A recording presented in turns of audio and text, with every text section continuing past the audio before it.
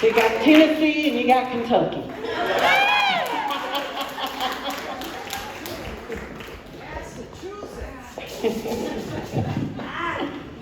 How great was that? Okay, just now. These little people, y'all look little out there sitting. So everybody stand up. Stand up. You look at somebody beside of you and say, I love you in my tribe. I love you in my tribe.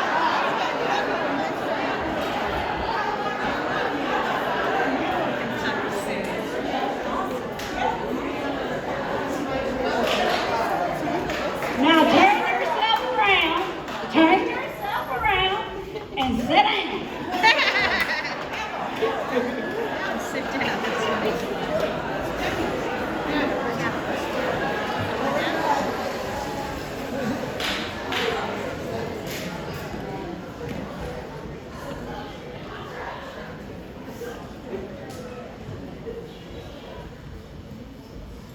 Some tribe members needed more hugs. This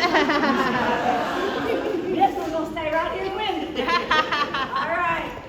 We're all blessed with spiritual spirits, spiritual gifts. And one of mine is writing little stories, little mini ones, and tell them. So, you're about ready to hear a yarn. Once upon a time, there was a teacher of exceptional kiddos. 450 kindergartners, just by being themselves, made each room in that building sacred. It was like going to Disney World every day, and they loved it. And so did their teacher. Their little lights shine so brightly, and so did their teacher. But at the end of the day, when the school buses rolled out, she jumped up in her big old black truck named Pandora, and she was delighted to be going home. She was blessed in Kentucky to be coexisting amongst deers easing through the wildflowers, turkey gobbling, birds is singing amongst these huge towering oaks, cedars, and pines. And then she would open up that door, and the light and the love and the acceptance and the groundedness which was expressed from her honey, Donna Hale, little Bazzy Boy, and Kitty. She was allowed, that teacher was allowed to breathe in the divinity in her home. She was the luckiest gal on the planet. Now 17 years fly by. And they, this teacher and Donna Hale, start shooting rockets of desires to experience life in a new location. So they co-created with the universe with this spiritual practice called scripting that she learned after she met honey. And it is what they do from a sacred space. So they pull out a blank journal, Donna with her favorite pen, that teacher with her favorite crayon, and they took 4 deep breaths to call forth one of our powers that we've learned about, the power of imagination that our Reverend talks about. They wrote, spiritual community, diverse community with open arms, arts, museums, plenty of water and sunshine, and last but not least was a golf course for the teacher. Close by. Now, when that was over, then they just talked about it, and they just had so much fun in doing it.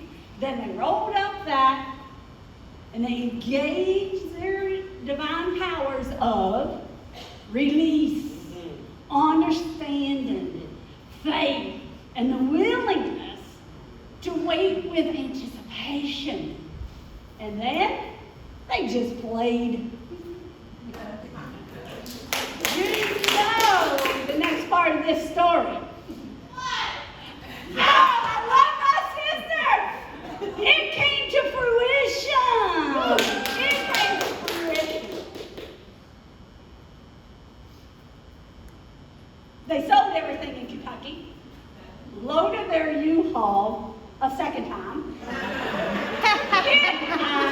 75 and found themselves in an area that offered spiritual community. Check. Met our leader on the first night at the beach. Been there ever since. God help me. Help me bring it. Help me to find my place. Help me to find my place. Where is So you found a spiritual community. You Yeah. found everything you asked for, Yeah. right? With that intention and imagination, It came channeling in together. a town called St. Petersburg. And it has become their new heaven on earth. Now, you know about the momentum and the power of co-creation. More rockets shot.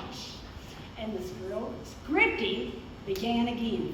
They wanted their home to be filled with the energy of the divine feminine that resides in all of us. They wanted to invoke peace, connectedness. They wanted them and their friends who entered to feel empowered by the love and light. So they released to the universe, knowing, as the noise so greatly do, that it would be true. Then they played. Friends from their spiritual community now that they're in took them on an art walk in the backyards of Gulfport in a golf cart. And a piece of art moved them so much from spirit. And after discussing and heart hugs and tears were shared with the artist named Denise, that is now spiritually connected to their tribe.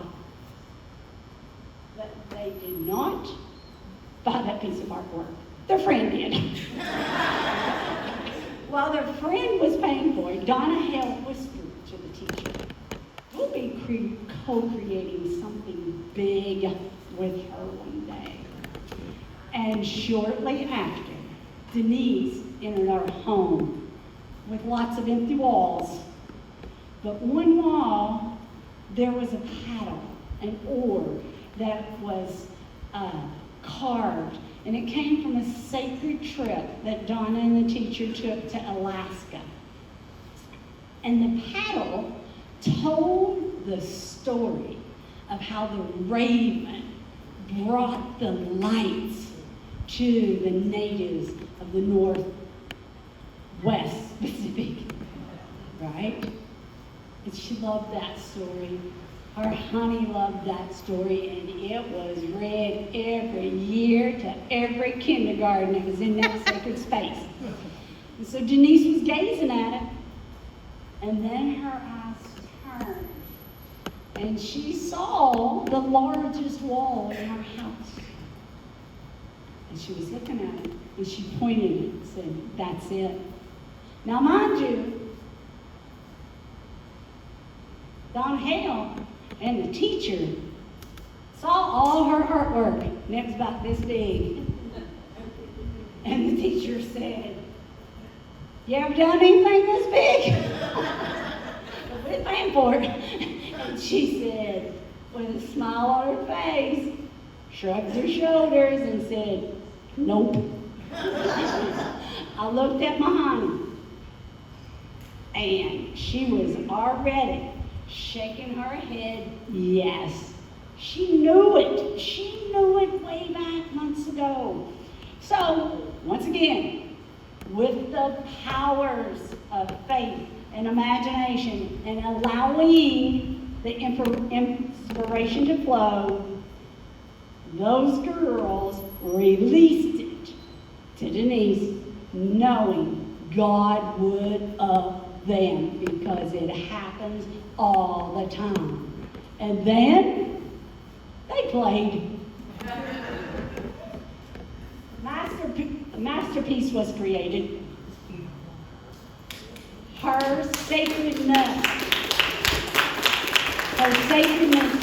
is their home.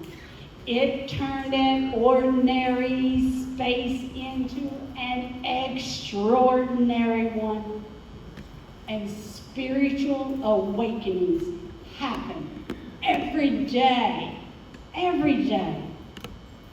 Those girls are blessed, and they're the luckiest gals on the planet. The end.